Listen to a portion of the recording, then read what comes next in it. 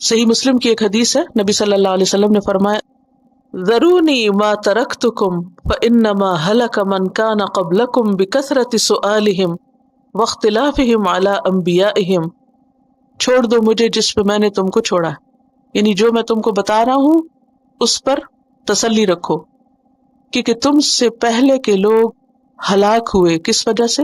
اپنے انبیاء سے کثرت سے سوال اور اختلاف کرنے کی وجہ سے۔ انہوں نے اپنے پیغمبروں کے ساتھ کیا کیا؟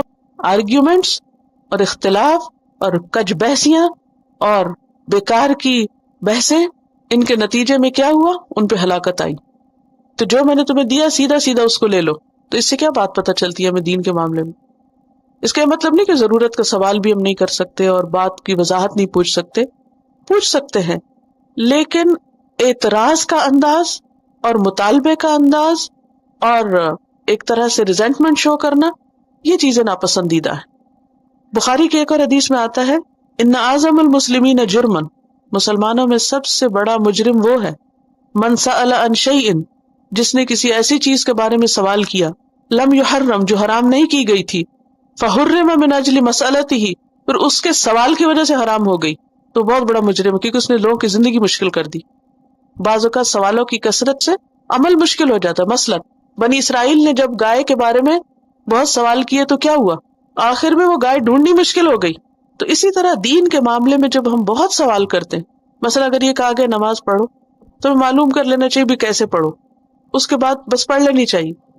بہت زیادہ پھر ہاتھ اتنا ہو یا اتنا ہو یا اتنا ہو، اور پھر جب پوچھ کے کوئی دلیل کے ساتھ جواب دے دے پھر اس بات پر عمل نہ کرنا جو ہے، یہی ہے یہ تبدل الکفر بالایمان، کہ آپ نے کسی سے سوال کیا، اس نے آپ کو دلیل دے دی، پھر آپ نے دلیل کو ٹھکرا دیا اور چل پڑے اپنی مرضی کرنے۔ یعنی جب تک پتہ نہیں تھا کسی بات کا، آپ جو کر رہے تھے اپنے علم اور سمجھ کے مطابق وہ قابل قبول تھا، اللہ تعالیٰ اس کو قبول کر لیتا، لیکن آپ نے کیا کیا؟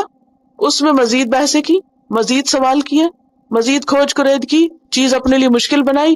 جب سب پتہ چل گیا تو پھر کہا نہیں ہم سے یہ نہیں ہوتا، ہم بس پہلے والی ٹھیک ہے۔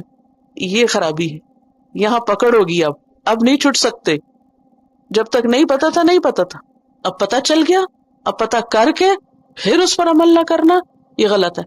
اچھا بعض لوگوں کی عادت ہے کوئی بھی اسکالر آئے اس سے چند ٹپیکل کوسچن پوچھنا شروع کر دیتے ہیں، مارگیج کے بارے میں اور ربا کے بارے میں، بینکنگ، پروفٹ، اس طرح کی چند چیزیں، ذبیحہ کے بارے میں، ٹو مچ کوسچن ہر ایک سے پوچھتے، پھر دلائل بھی مل جاتے ہیں، جواب بھی مل جاتے، پھر اس کے بعد کرتے وہ جو ان کی مرضی، کرنا وہ جو مرضی، صرف دوسرے کو زج کرنے کے لیے یا پھر بس ایسے ہی ٹائم پاس کرنے کے لیے ادھر ادھر کی باتیں۔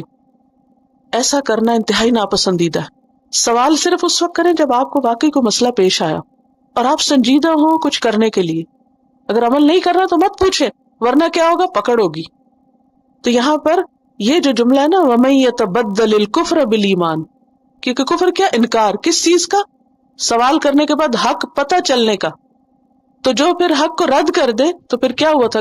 وَأُشْرِبُوا فِي قُلُوبِهِمُ الْعِجْلَ بِكُفْرِهِمْ، حق کا انکار جب انسان کرتا ہے تو پھر اللہ فتنے میں مبتلا کر دیتا ہے، پھر کسی اور مصیبت میں ڈال دیتا ہے، پھر اس سے نکلنا اس کا مشکل ہو جاتا ہے۔ تو ایسا شخص بہت دور نکل گیا، پھر اس کا سیدھے رستے کی طرف آنا بھی مشکل ہو جاتا ہے۔